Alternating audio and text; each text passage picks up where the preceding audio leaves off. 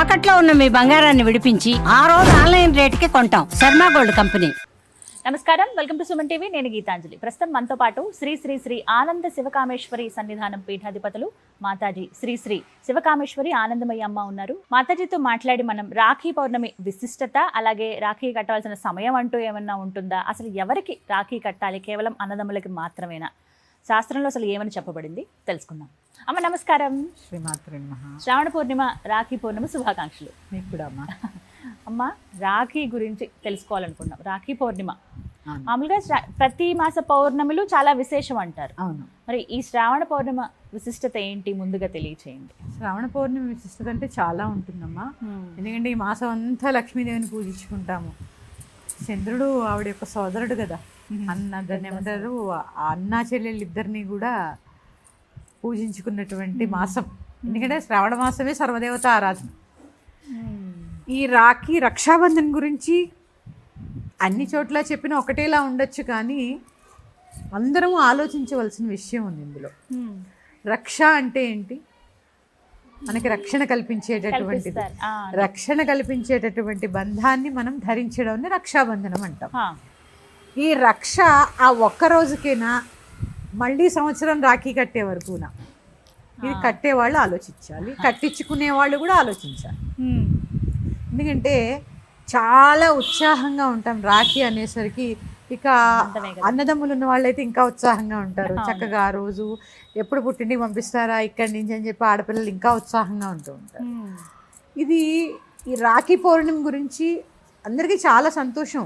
ఆ సమయంలో అన్నదమ్ములు ఆప్యాయత, ఆ కలవడము, వీళ్ళింటికి వాళ్ళు వెళ్ళడము, ఇదంతా.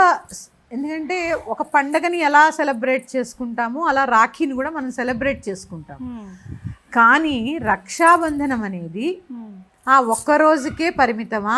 అన్నదమ్ముల యొక్క, అక్క చెల్లెల యొక్క అనుబంధము ఎప్పటికీనా?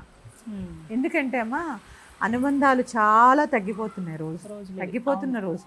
ఒక రకంగా చెప్పాలంటే ఆడపిల్లకి కష్టం వస్తే అక్కడికి వెళ్ళలేని పరిస్థితి, అన్నదమ్ములకి ఏదైనా కష్టం వస్తే వీళ్ళని ఆడపిల్లలను అడగలేని పరిస్థితి. ఇక్కడ ఏమవుతుంది అంటే ఈ అనుబంధాలన్నీ కూడా ఆర్థిక వనరులతోటి ముడిపడి ఉంటున్నాయి, ఫినాన్షియల్గా ముడిపడి ఉంటున్నాయి. ఎప్పుడైతే ఫినాన్షియల్గా ముడిపడి ఉంటున్నాయో ఈ ఆర్థిక సంబంధాలన్నీ కూడా బలహీనమైపోతున్నాయి. అందుకని రక్షాబంధన్ చేసుకోవద్దని నేను చెప్పట్లే, ఆ రక్షాబంధన్కి ఇంకా విలువ ఇవ్వాలని చెప్తున్నాను. అంటే ఇక్కడ రకరకాలుగా చూస్తూ ఉంటాం. అంటే మామూలుగా నేను అడగాలనుకున్నా, శాస్త్రంలో అసలు ఇలా ఉందా అమ్మా? అంటే ఎప్పటి నుంచో ఉందమ్మా, ఉంది. అంటే ఇంద్రుడు, మీరు అన్నారు ఇప్పుడు అక్క చెల్లెళ్ళే కట్టుకోవాలా. ఇంద్రుడు ఒక యుద్ధంలో ఓడిపోయేటటువంటి సందర్భం వచ్చినప్పుడు శచీదేవి ఆయన యొక్క భార్య చేత ఈ రక్షాబంధనం ధరించి వెళ్ళి ఆ యుద్ధంలో గెలిచి వచ్చాడని చెప్తూ ఉంటారు. సాధించారు. అంటే అంటే చూడండి, ఇక్కడ ఏంటి రక్షాబంధనం. భార్యాభర్తలు ఉన్నాము, ఆయనకి నేను రక్ష, నేను ఆయనకి రక్ష, మన ఇద్దరం మళ్ళీ ఎవరికి రక్ష? దేశానికి రక్ష. దేశానికి రక్ష అవ్వాలి కదా. అంటే భక్తి అనే కోణం ఏదైతే ఉందో ఈ భక్తిలో దేశభక్తి కూడా ఉంది. ఇది అందరూ గ్రహించగలగాలి. అసలు ఈ దేశంలోనే మనం పుట్టకపోయి ఉంటే ఈ ధర్మం గురించి ఇంత తెలుసుకునే వాళ్ళం కాదు. అందుకని చాలా భారతదేశంలో పుట్టడము, ఇలాంటి ధర్మంలో పుట్టడము నిజంగా నా పూర్వజన్మ సుకృతం. అందుకని నువ్వు నాకు రక్ష, నేను నీకు రక్ష, ఏదైనా అవసరమైతే మన ఇద్దరం దేశానికి రక్ష. ఇది అన్నదమ్ములే కట్టుకోవాలా? ఇప్పుడే చెప్పాను, ఇంద్రుడికి ఆయన భార్య కట్టింది అని చెప్పి. పరస్పరం ఒకరికి ఒకరు ఎవరైతే రక్షగా ఉంటారో కట్టుకోవచ్చు. ఇట్లా సంవత్సరానికి ఒక్కసారి అన్నదమ్ములు ఎక్కువ కలవలేరు కదమ్మా. భార్యాభర్తలు అంటే ఎప్పుడు కలిసే ఉంటారు, అన్నదమ్ములు కలవలేరు, ఎక్కడో దూరంలో ఉండొచ్చు, కొంతమంది ఫారెన్ లో ఉండొచ్చు. ఇట్లా సంవత్సరానికి ఒక్కసారైనా కూడా కలుస్తారని చెప్పి ఇంతకన్నా విశేషమైనది ఉందమ్మా మన సాంప్రదాయంలో. కార్తీక మాసంలో వచ్చే కృష్ణపక్షంలో వచ్చేటటువంటి తదియ రోజు భగినీ హస్త భోజనం అని ఉంటుంది. 5 రోజులు, ధనత్రయోదశి, నరక చతుర్దశి, దీపావళి అమావాస్య, పాడ్యం ఉంటుంది, తర్వాత విధియ. ఈ విధియ రోజు భగినీ హస్త భోజనం ఉంటుంది. అది ఎందుకు ఉంటుంది? సాధారణంగా పూర్వము ఒకసారి కన్యాదానం చేసిన తర్వాత ఆడపిల్లలు ఇంటికి వచ్చి భోంచేసేవారు కాదు. అంటే శాస్త్ర ప్రకారం సమ్మతం కాదు. ఒకసారి దానం చేసేసిన తర్వాత ఈ ఆడపిల్లల ఇంటికి వెళ్ళి భోజనం చేసేవారు కాదు.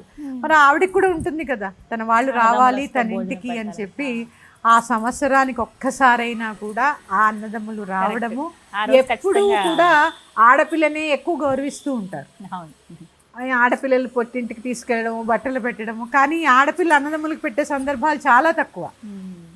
ఈ తక్కువ సందర్భంలో భగినీ హస్త భోజనం రోజు ఇక్కడికి వచ్చి భోజనం చేసి ఆ అన్నదమ్ములకి వస్త్రాలు కానుకలు ఇచ్చి పంపిస్తున్నారు. అంటే ఇప్పుడు అదే చెప్తున్నాను, మన ధర్మం చాలా గొప్పదమ్మా, చాలా గొప్పది.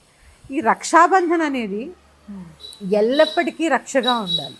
ఎందుకంటే సహజంగానే స్త్రీలు చాలా సున్నిత మనస్కులు కదా, ప్రకృతితో సమానమైనటువంటి స్థితి కలిగిన వారు స్త్రీలు.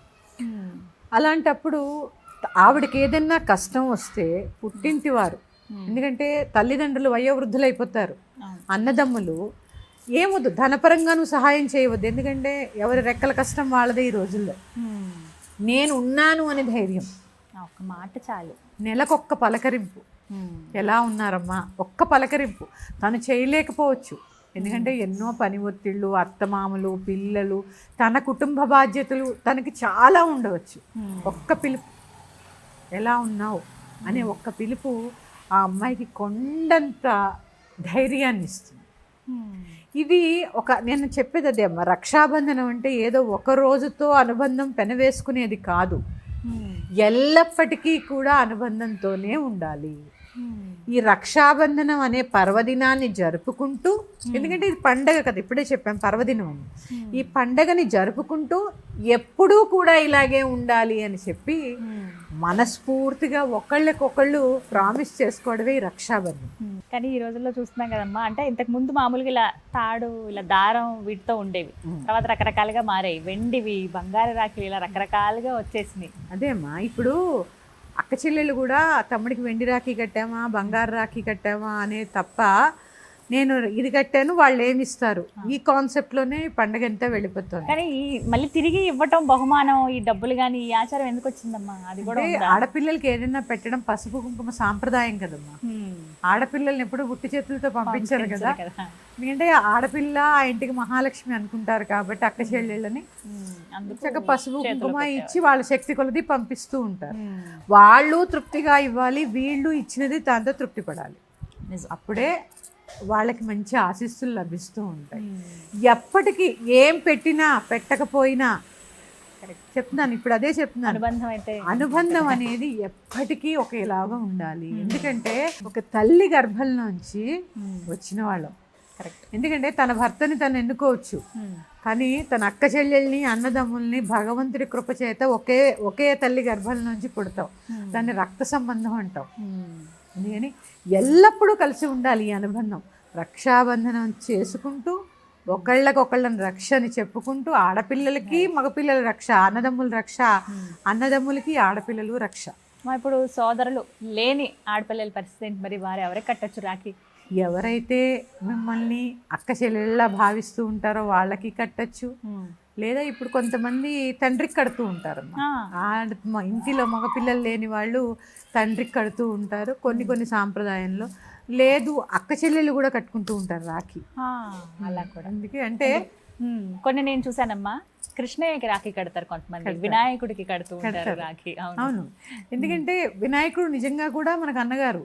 ఎందుకంటే వాగర్ధావివ సంపృక్తో వాగర్ధ ప్రతిపత్తయే జగతః పితరో వందే పార్వతీ పరమేశ్వరు. మనకి మొత్తం జగత్తంతటికీ కూడా జగత్పిత, జగత్తంతటికీ కూడా తల్లి అమ్మ. అందుకని చూసుకుంటే మనకి కార్తికేయుడు, చక్కగా వినాయకుడు ఇద్దరు అన్నగారులే, వాళ్ళకు కూడా కట్టచ్చు. భగవంతుడికి రాఖీ కట్టేటటువంటి అదృష్టం రక్ష కదా.